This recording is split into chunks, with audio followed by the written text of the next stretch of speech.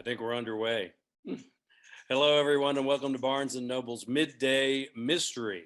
And this is a pretty special one. One of the nicest guys I know. Not only is he an incredibly talented individual, but you can pretty much go through the entire mystery cavalcade, and anybody and everybody will tell you the nicest guy in our line of work happens to be Mr. William Kent Krueger. Hey, Kent, how you doing? I'm doing so well, Craig, and thanks so much for being in conversation with me today, because I know you have a lot of busy stuff you have to do on the ranch. I do. I've got a little bit of work to do, but this is an opportunity to come in and sit down like that. And I think we both have of our favorite beverages with us, don't we? Like that. Are we both, accomplished authors? And hey, wait a minute. It looks like you've already been drinking out of yours. You've already got a few down. Yeah, I got an early start. For those of you out there watching, the reason that I have a Leinenkugel, and Craig has a Rainier is that in my series, my protagonist, Cork OConnor, is awfully fond of Leinenkugel beer. And in Craig's series, Walt Longmire loves Rainier. I think your guy might have got the better part of the deal there. I don't know. I don't want to say anything bad about Rainier, but ladies and gentlemen, for those of you who don't know, it's a wonderful opportunity for me to be able to introduce Kent.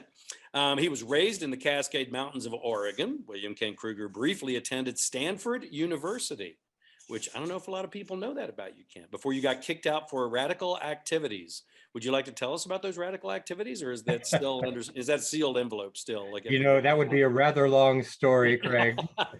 But the next time we're together over a beer, I'll tell you that story. All right, I promise. And I won't record it, I promise. After that, he logged timber, worked construction, tried his hand at freelance journalism, and eventually ended up researching child development at the University of Minnesota. He has been married for nearly 50 years to a marvelous woman who is a retired attorney. And she is absolutely a marvelous individual. Would you like to say hello to her, or tell us a little bit about your wife, just to give us a well-rounded interview here? Yes, my wife, if you were looking for the real power behind the book guy, it's my wife, Diane. I wouldn't be where I am without Diane. We've been, in March of this next year, we will have been married 50 years. And I have dedicated, I think at this point, I've dedicated probably 6 of my 22 novels to Diane, and she deserves them all. And rightly so, I think. He makes his home in St. Paul, a city that he dearly loves. Would you like to tell us a few words about St. Paul, as in why it is that you love it so? Well, it's for those readers who might not be aware of this, and that's probably pretty much everybody. I'm not native to Minnesota. I didn't move here until I was 30 years old, so that my wife Diane could go to the University of Minnesota Law School. And I was a gypsy kid before that. I lived all over the place. But the minute we moved to Minnesota, the minute I set foot here, I knew I'd found home, and I fell madly in love with this place. St. Paul is a wonderful city, full of very remarkable, lovely neighborhoods. And, the Mississippi River divides St. Paul from Minneapolis. And what an incredible geographic feature. What an incredibly beautiful thing to have here in my hometown, what I call my hometown now. I love St. Paul. I love Minnesota. I love the people here. And whenever I write a story in my series, it's a Valentine to Minnesota. Well, it's a magnificent place for bookstores too, I might add. It's generally like the competition between the Great Northwest, in that area up there around Minnesota, as to who has the most books read per year, which is kind of an amazing thing. Yeah, St. Paul and Minneapolis, the Twin Cities area, usually tops the list or comes very close to the top of the list in terms of literate community, people who actually buy or check out books. What else are you going to do during a long winter? Except in our case, think about murder, how to kill people, right? That's what you need to be doing, so you can keep that wife of yours in the style which she has grown accustomed, young man, just so you know. Now I could continue on, there's an entire cavalcade of all of the awards that Krueger writes a mystery series. I'll just go ahead and finish off here. A series in the set. In the Northwoods of Minnesota, his protagonist is Cork OConnor, the former sheriff of the Tamarack County, and a man of mixed heritage, part Irish and part Ojibwe. His work has received a number of awards, including the Minnesota Book Award, the Loft McKnight Fiction Award, the Anthony Award, the Barry Award, the Dillis Award, and the Friends of American Writers Prize. His last 9 novels were all New York Times bestsellers. Ordinary Grace, his standalone novel published in 2013, received the Edgar Award given by the Mystery Writers of America in recognition for the best novel published in that year. And the companion novel, This Tender Land, was published in September of 2019 and spent nearly 6 months on the New York Times bestsellers list. Hey, that was a great introduction. Thank you, Craig. Now let me give you a bit of an introduction. This is Craig Johnson, with whom I've been friends for many, many, many years. For those of you who have been living under a rock or maybe in a bomb shelter for the last decade, Craig is the author of 18 books in the Longmire series, which of course spawned the incredibly successful, extremely well done television series Longmire.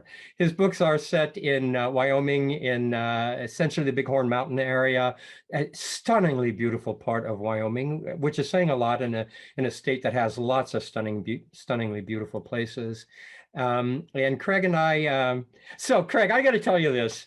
I get emails from folks all the time who are very familiar with the Longmire series, but have just discovered mine, and they always ask me, so did Craig Johnson's Longmire series inspire you then to write your Cork OConnor series? But I got to point out to everybody, I wrote my series first. He did. Like, as a matter of fact, like, I have to give credit where credit's due.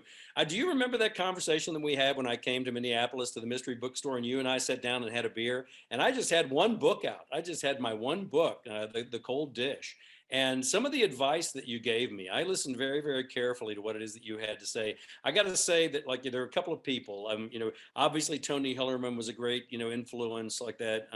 Margaret Cole, our good friend Margaret Yep. Cole, was a great experience, and to have, to be able to discuss this business, this tricky business, with her. And then also you yourself, like, that were a great comfort to me, like that, because, it seems like when you first start out doing this, you're kind of treading water out there in an ocean, then there's no land anywhere in sight like that. And so it's always nice, when the veterans kind of take you under their arm like that and try and help you out a little bit. And I will always, greatly appreciate that, Kent. Thank you very much. Oh, well, I appreciate that. And I got to tell you, if you think I'm the nicest guy in the business, right back at you, buddy. Well, all right. Now I've got a couple of questions, right, to start off like that. All right. Okay. Now, first of all, like that, I have to ask, since, you're kind of like, are you kind of you're in the throes of a tour right now, aren't you? Isn't that what's going on right now? Yeah, the book officially launched yesterday. And I have I think a 40 event tour scheduled ahead of me across the next couple of months. I'm doing this year primarily in the upper Midwest because, quite honestly, I hate to fly. So I'm only going places I can actually drive to. Yeah, because I love a good road trip. So yeah, I've got a lot of events that I'm looking forward to ahead of me. It's so nice to be able to be back with audiences in person. I'm sure you experienced this as well. During the pandemic, we did a lot of virtual events, a lot of virtual connections, but there's nothing like connecting with an audience in person. Well, it's kind of hard to like sign a book and personalize it virtually. Like Yeah. that's always one of the difficulties. Like that, and then it's also a little bit of cabin fever after a couple of years of virtual events. To try and be back on the road like that and shake hands with people like that and say hi to folks like that. And it's just a wonderful opportunity like that. I mean, we're fortunate enough to be successful in what we do that we're actually offered the opportunity to be able to do that. Yeah, I do love. Now, And my I know next you do too. question. We both love a good audience. We do. Like we've shared the stage numerous times. Like Yeah. I think we just the most latest one was down in Tucson, wasn't it? It was. Boy, was that fun. It was a blast. It was an absolute blast. I have to admit. Now here's this is going to be an easier. It's an easy question, like but it's a technical question. Like how many books are there in the Cork OConnor series?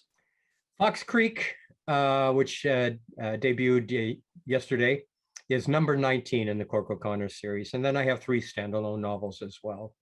Okay. Like, well, my question would be, of course, like this is just, from my perspective too, like that, now when you start in on like something like the 19th book, and I'm sure that when you started out, I mean, if you're like I am, I never thought that, all I wanted to do was be able to sell enough books so that I could continue writing books. And the thought that I would still be doing it, almost 20 years later, like that is a little bit stunning like that. What's the first thing that you think of whenever you start thinking about a new, Cork OConnor book? What's the first aspect that comes to mind? I'm always looking for the heart of the story. What is it that I can wrap a good, compelling tale around? And for me, that's often a question: is there a significant issue that arises out of the interface of white and Ojibwe culture? Because I write significantly about the Ojibwe people, the Ojibwe culture here in Minnesota. So, is there an issue that I can wrap a good, compelling mystery around? In order to bring that an awareness to a broader white audience, particularly of that particular issue. And I know you do the same thing with the Walt Longmire series. It's one of the things I admire about your work. Well, thank you. Look at okay, so like a message basically. Like I guess what I refer to it is the saddle, the burr under the saddle blanket school of literature, where there's something annoying or something that's just a little bit unresting like that, and so you have to sort that out with your books. Now, I do have a little bit of insight like that because I have, of course, a Minnesota expert in house here helping me stack wood like that. But so it seems like that this particular book also goes into the border waters of Minnesota like that, leading up into Canada. Am I correct about this like that? And then one of my questions would be is that are the border waters kind of like the Everest in many ways, for you like that? Was it one of those mountains you were going to have to climb by having this book take place in that particular area? Yeah, they're actually called the Boundary Waters. Boundary waters. Boundary Waters. Okay. You were really close, I was but you're from close. Wyoming. I was close. You get a pass. Yeah, the Boundary Waters. We have this really remarkable area in northern Minnesota. It's in the what we call the Arrowhead of Minnesota. It's the Boundary Waters Canoe Area Wilderness. On this side of the border, it's 1 million acres of pristine forest land, clean lakes, fast running water. And on the other side in Canada, it's another 1 million acres of the same thing. And I have used the Boundary Waters a number of times in my work because the town of Aurora, where Cork OConnor lives, is right at the edge of the Boundary Waters. And often the stories have taken him into the Boundary Waters for one reason or another. But Fox Creek is kind of a horse of a different color in that it doesn't really take Cork. It takes my Ojibwe healer, Henry Malu, a 105-year-old guy, into the Boundary Waters, leading a couple of women trying to stay ahead of some ruthless mercenaries who are tracking them. There's a lot that takes place in the Boundary Waters, and it always feels so good to highlight that area because I love it so much. Okay, so we're talking about the message, we're talking about the locale like that, but then we're also like that, just from the conversation, I can tell like that another thing that you take into consideration whenever you're doing one of your novels is where are the characters in their lives? Where's the arc that they're in like that? And what kind of an effect, is this particular episode, in their lives, going to have on them? And I'd like you to say a few words about that too. Sure. You and I both made a decision in our series that I think was just an excellent decision, and that was to create dynamic protagonists at the heart of them. Mystery writing 101, folks.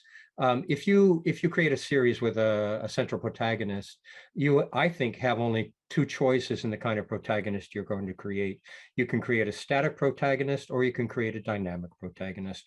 What's a static protagonist? That's somebody who never changes, somebody who's the same story after story after story. Think Sherlock Holmes. You've read one Sherlock Holmes story, he's going to be the same guy in every story you read after that. A dynamic protagonist is somebody who changes, somebody who ages, somebody for whom what happens in a story is reflected in subsequent entries in the series and how that character responds to the world. So when I began the Cork OConnor series, I envisioned Cork as a man of about 40. Now he's in his mid-50s. His children were young. Now they're grown. They're adults of their own.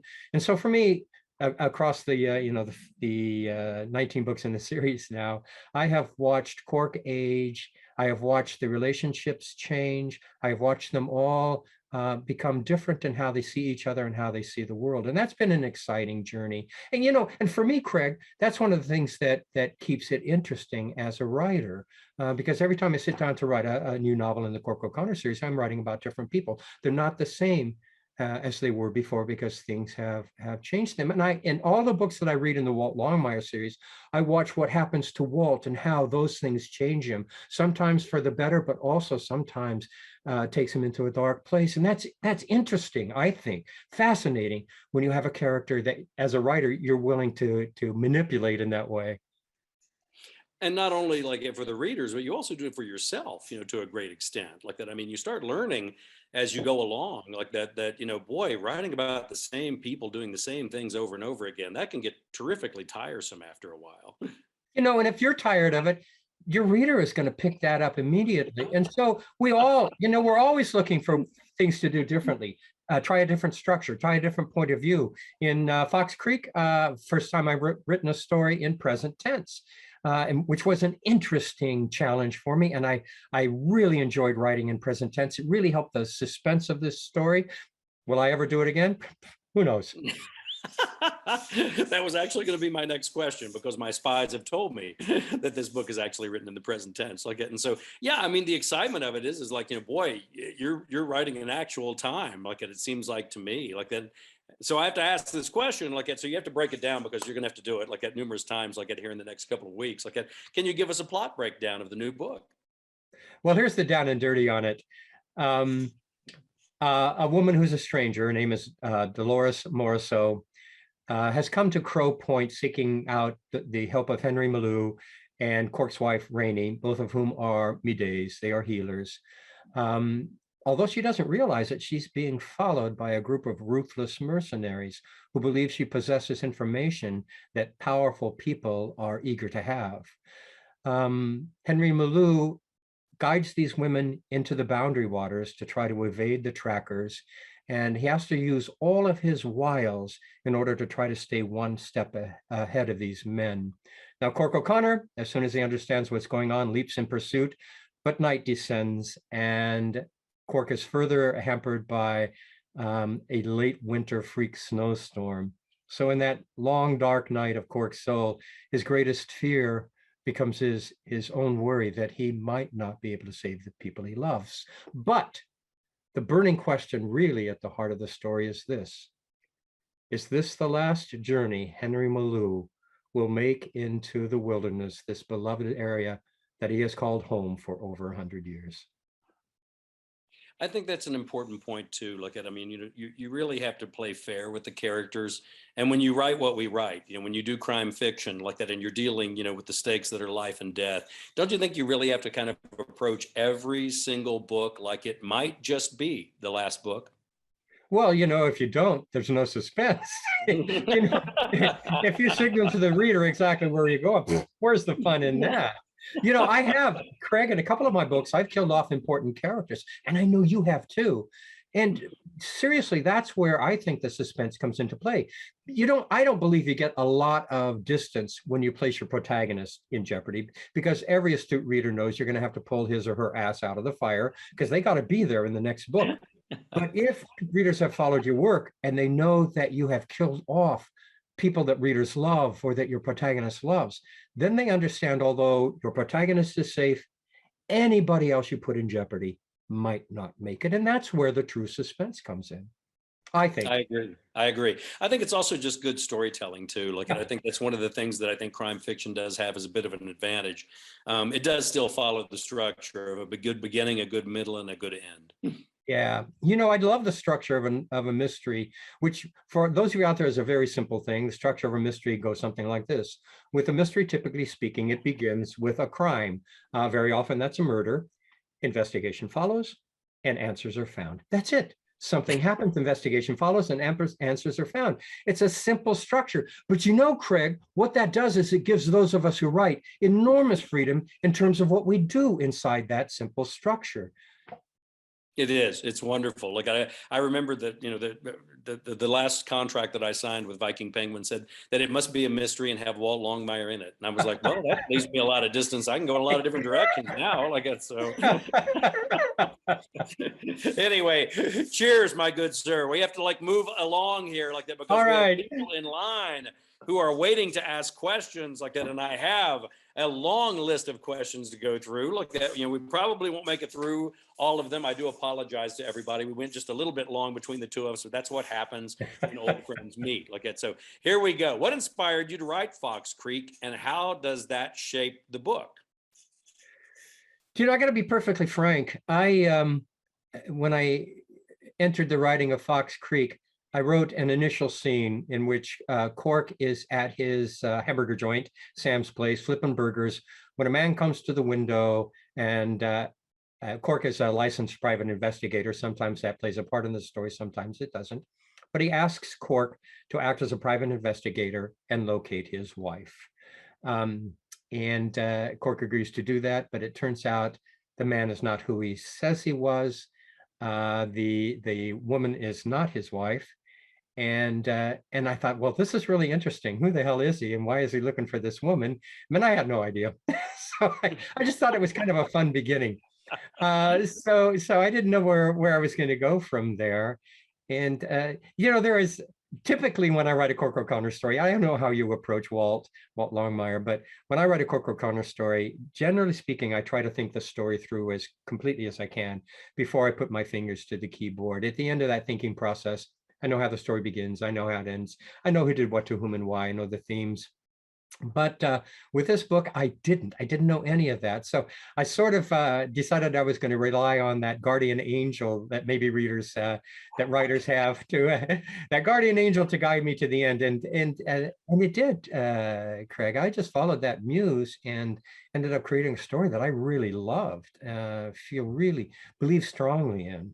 Do you normally outline, or do you normally go by the seat of your pants when you're writing? Just get well, normally, with my Cork OConnor series, I have normally outlined. With my my standalones, I always fly by the seat of my pants. Those come from a different place. They come from my heart, and I want them to feel that when I want a reader to feel that. And do you outline, or do you fly by the seat of your pants? I do. I outline the living daylights out of everything. I guess I tend to refer to what we write as socially responsible crime fiction, where we're not trying to stack. When the story gets slow, we don't just stack bodies up like cordwood.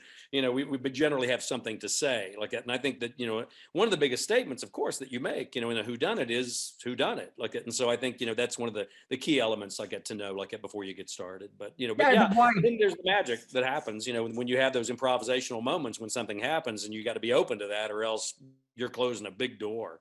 Folks, when you hear a storyteller talk about their work, you're going to hear the word magic thrown around a lot, because so often that's exactly what it feels like. Sometimes I look at a piece and I think, where the hell did that come from? And then I just have to kind of go, thank you, Lord, because there was magic involved. You have no idea what's going on. Here's the next question. Do you keep a series person, let's see, how do you keep a series person three-dimensional? How do you keep all your characters like fully dimensionalized? Because I think of them, when I used to teach creative writing, I would tell my students, a good story isn't about what happens. A good story is about who it happens to. And so I work a lot laying the groundwork for multidimensional characters. And I try to make that even true of the villains that I create. And so I try to imagine where they came from. I try to imagine what's brought them to that point. I try to imagine the forces that have shaped them. And in all of that, then I begin to come to understand and have a great deal of empathy for the characters, and can create them in a very flawed, beautiful, believable, human way. And that's really how I go about it. And don't you think also how many hours a day do you generally work like that? But do you spend more time with your characters from your books than your actual family when you break it down? No, not at all. That would be a little crazy, I think, Craig. But maybe you do. Well, if you work about 8 hours a day on that novel, you're actually spending a commensurate amount of time, with your characters. Oh, well, I got to be honest. I don't spend 8 hours a day on my writing. You don't? Look at No. I rise at 6 o'clock every morning, 7 days a week, and I spend about 3 hours writing every day, first thing in the morning. And by then I've written, I've satisfied myself, that creative part of me, and I'm ready to go on and then do the business of what it takes to be a writer, all the communications with agents and editors and everybody who writes to you and tells you they like your work, try to respond to all of those. But creatively, I really spend only about 3 hours, occasionally 4 hours on my. Do you actually write 8 hours a day? Yeah, I sit down and I work pretty much all the way through the day. I get started, I get the ranch squared away, and then I sit down and I start writing, and I'll work until about noon. And then it's according to what time of year. If there are things need to be done, like irrigation or stock or things like that, then I have to go out and take care of those kind of things like that. But And that's the general rule. You have a special place where you go to write, right? You have a little cabin that you go to. Actually, yeah, I got a cabin up on the mountain like that. Yeah. But you know as well as I do that back those precious days of when you used to have your special place where you'd sit at your desk with your cup of coffee, looking out your window. Yeah, after a couple of years, that stuff goes right out the window. Like you're writing in French train stations, and you're writing on airplanes, and and you're writing anywhere and everywhere. It can break Whatever, that. whatever it takes to meet deadline. Exactly, exactly. Here's a really interesting question like that. Do you ever find yourself in virtual conversation with Cork OConnor, and would you consider him a close friend? Yeah, I love Cork OConnor. He's for me, he's the kind of guy I'd love to sit down and just talk with over beers. Kind of like you, Craig. Um, yeah, he's a good human being. He's got a good heart, and he's very flawed, aren't we all? But I don't really have lots of conversations with him, except as I'm writing the stories, or if I'm driving in the car. If I'm sort of stuck, I'll take a drive in the car and kind of work through a scene and listen to Cork or listen to whoever's talking to Cork and just work through it that way. But again, I'm not crazy. Cork doesn't speak to me. I don't hear him talking. Well, I mean, the word that immediately comes to mind, I think, is decent. Decent. I think is a pretty good description of your protagonist. Like, and I think yours. also, I think that that the other thing is that the old proverb, that we like people for their virtues, but we love them for their faults. It's the things that are wrong with our characters like that I think that make them compelling, that make them Yeah. that empathetic, like that'll draw you into being in a relationship with them as you're reading that book. Yeah, your reader has to believe in these as real people, and there's nobody who's a superhero. There's nobody who makes the right decision all the time, and we're all struggling with moral conundrums. And I love to see that reflected in the characters, and I try to do that in the stories that I write. Well, especially in the situations we put our characters in, hopefully like that, the situations they find themselves in, we don't ever really have to deal with. Like, and I always think, I tell you, I have watched you beat up Walt Longmire in all kinds of ways. And I've done the same thing with Cork OConnor. Somebody asked me that, they were like, well, why in the books, Walt is 6'5" and weighs like 260 pounds. Why did why is he that big? And I'm like, well, he was a offensive lineman at USC. He was a Marine investigator. Like I said, but more importantly, I knew what I was going to do to him.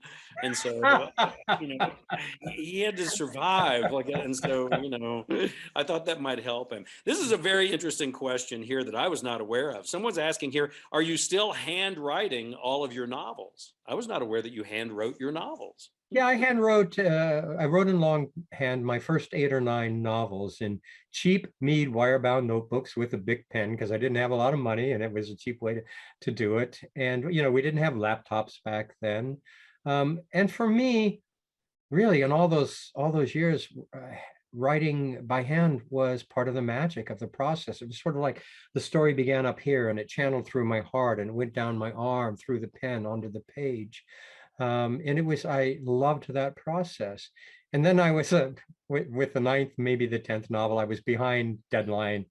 And if you write longhand, there's that step where you have to transcribe the work into some sort of word processing machine, which takes a lot of time. And I thought, well, if I could write directly to the computer, maybe I could actually meet deadline. And so, the idea of abandoning writing by hand, monkeying with the magic, was really a scary process. I thought maybe the magic wouldn't be there anymore. But I wrote the next novel to the computer and it worked. So that's what I do now. I don't think I think that the trio that I tend to use are the most superstitious individuals I've ever met are baseball players, cowboys, and writers. We get really, really tied up in the way we do things and the method and all of these things. And somebody starts to change that. We're like, oh no, this could be the end. It could all just go right down the drain here. Because at heart, we're not very confident individuals. You say that like that, but then again, you also know that that's one of our strengths. I mean, that, you know, whenever you're cocksure and you think you know all the answers and all of that, I think that that's death for an artist. I think any kind of artistry, there has to be just a certain amount of insecurity, you know, about not being sure, you know, because if you're not trying your hardest to overcome all of those personal hurdles, you know, and what it is that you're trying to do, then you know, we're not getting all of you at that point in time like that. So I think it's important. You know, I can remember back in the early days thinking, when I've written 4 novels, then I'll really feel confident. I'll know what I'm doing. How's Yeah, that working out for right. you? Every time I sit down to write a book, particularly because I try to sit down and challenge myself to do something different with each book, it's always a little scary. And I think it should be. I think it should be, to be honest. Moving on down this long list of questions that we have. Look at, let's see. I am fascinated with Henry Malu. What was your inspiration for this wonderful character? So Henry Malu appeared in my very first novel, Iron Lake, and he walked out of a snowstorm. He just kind of appeared to me. I had Cork driving through this terrible snowstorm, and there's a figure, bundled up figure, walking along the side of the road in this terrible blizzard. And Cork stops, and this man gets in, and it turns out to be Henry Malu. I had no idea who the hell Henry Malu was. Where did you come from? What are you doing in my story? I had no idea the central place he would occupy in the series going forward. But he, you know, we all talk, all writers know that there are blessings that come to you. You have no idea where they come from. They just sort of drop into your lap. And that was Henry Malu for me. And I've gotten to know this guy, this just beautiful old man across all my stories.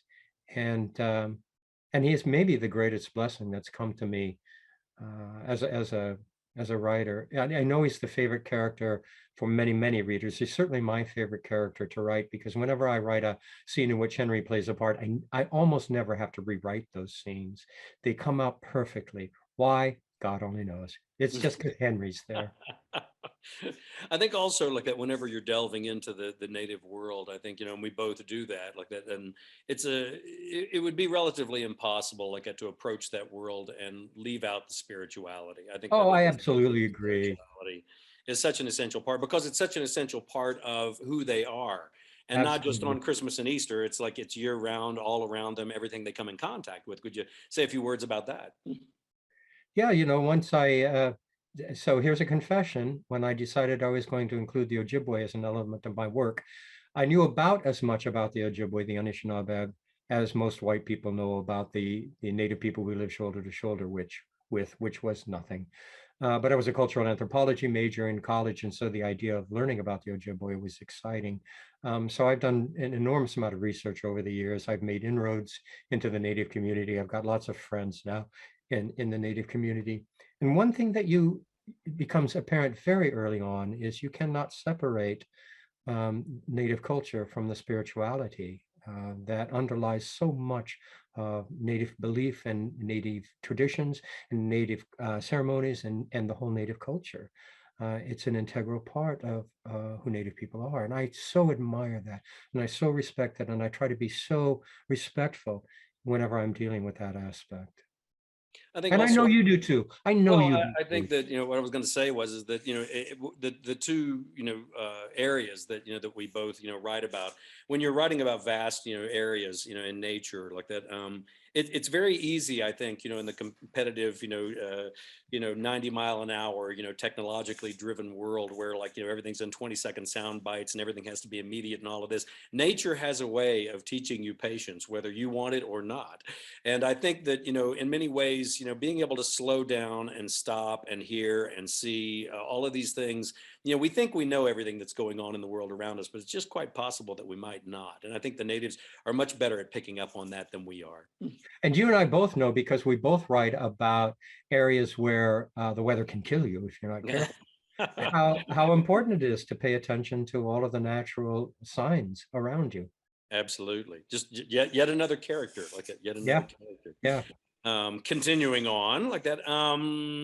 Let's see. Who is your favorite character that you have created in your books and why? Well, in the Cork OConnor series, it's certainly Henry Malu. I love writing that guy. Cork is a close second. Uh, but Cork is a lot like me. He stumbles around a lot. He doesn't always have the right answers, but he's always trying to do the right thing. So I dearly love Cork. My favorite characters, I have to tell you quite honestly, are the four vagabonds in my novel, This Tender Land, my standalone novel, This Tender Land. Four kids that I fell absolutely in love with. And the creation of those, particularly Odio Banyan, the narrator in that novel, I just love right down to my bones. It's difficult also, I think, like whenever you've got a protagonist, because the protagonist has an awful lot of heavy lifting to do during the Yeah, course of a yeah. storyline. And I remember there was a Shakespeare expert that was discussing Romeo and Juliet, and somebody asked him, they said, why is it that he killed off, why did Shakespeare kill off Mercutio, right in the middle of the play? And he said, because Mercutio was going to kill Romeo and Juliet. The wonder of, what we do is that when you have those support characters, they get to come on stage and be absolutely center stage and the focus of attention and all of that. And they don't have to carry all that weight, of expository, it seems like to me. And so it's a little bit easier to fall in love with them than maybe some of the other characters too. So I'm sure you get people who write to you and say, we love Vic, or we love Henry Standing Bear, or we love Lucian, the adjunct characters that are so much fun because you can do all kinds of interesting, different things with the adjunct characters. The protagonist kind of has to behave in a certain way, but the other characters don't. Yeah, and I think also and I know that you do the same thing. This is where it's fun, to have this conversation, because I think a lot of our theories and philosophies about writing are so close, and for me, when you have that, ensemble, of characters that you use, and I'm always trying to explain whenever I'm doing workshops, to young writers, that in many ways, writing is kind of like conducting a choral group. I mean, all of those voices are there for a specific reason, and so you kind of use them like chess pieces. Some of them come up to the fore in some novels, and some come back, and it's always going to be a changing tide of characters which I know is one of your favorite things to do too. Yeah, I like that, choral voices. Yeah, never thought of it that way. All right, you ready for another question? Yeah, fire away. Okay. Do you have a process where you map out multiple stories and timelines to successfully connect them all together? Back in the old days when I outlined, I would actually outline chapter by chapter so that I would understand what each chapter was supposed to accomplish in moving the story forward. Although I still think the story through as significantly as I can. I've been writing stories for so long now. I've been a storyteller for so long now that I can usually keep the story together in my head as I have thought it through. And I don't have any trouble making the connections, remembering the connections, or altering the connections should the story require it when I actually get to a certain point. So I try to be flexible, but I also try to know really where I'm going. People talk about, so this, every storyteller knows that at some point a story does, no matter how much you have thought it through, how much you have plotted, at some point a story takes on an energy of its own. And sometimes you have to step away. If you're a wise storyteller, you step back and you have to let that story go where it wants to go, regardless of what you thought that story was going to be. It may turn out to be something entirely different. So yeah, that's how I try to operate these. Be open to influence, There you go. We'll talk to your wife about that, and we'll find out the real story on that. Are you working on another standalone like Ordinary Grace or This Tender Land? I'm working on what I hope are my end of the final revisions for the next standalone. It's called The River We Remember. And like Ordinary Grace and This Tender Land, it's set in southern Minnesota rather than the northern Minnesota of the Cork OConnor series. And like both of those books, it's set in an earlier time period. It takes place in 1958. And it's, I'm a little older than you, so I don't know if you had a father who fought in World War II or the Korean conflict, but my father came back from World War II. He went away to war a boy, and he came back a wounded man, wounded in many ways. And so many of my friends' fathers were exactly the same. And so in The River We Remember, I wanted to talk about the great woundings of those men who went away to war, and how they came back, and what it took to heal them if they were ever able to heal. And that's, although it's a kick-ass mystery, Craig, it really is. It's a full-blown mystery. That's really the issue at the heart of The River We Remember. And I got to tell you, I love this story. I love this story. Oh, good. Like, and so is that going to be the subtitle, Kick-Ass Mystery? Is that what's going to be? From the Kick-Ass Mystery series by William Kent Krueger. Kent, thank you so much for sharing your time with all of us. Like, we know that you're in the frenzied throes, of a tour with their new book coming out. Like, everybody, here's your chance to get out and grab yourself a copy of Fox Creek. Everybody, thank you so much for the questions like that made this job so easy. And all of you who've been here, this wonderful attendance that we've had. I just want to let everyone know, those of you who bought a ticket that includes a copy of Fox Creek, that the book will be delivered to you in 8 to 10 business days. And of course, extra copies are available 24/7 at bnn.com and at your local Barnes and Noble stores. Kent, thank you so much. This has been a joy, as usual. Thanks, Craig. Thanks so much for joining me. And thanks, folks, for joining us.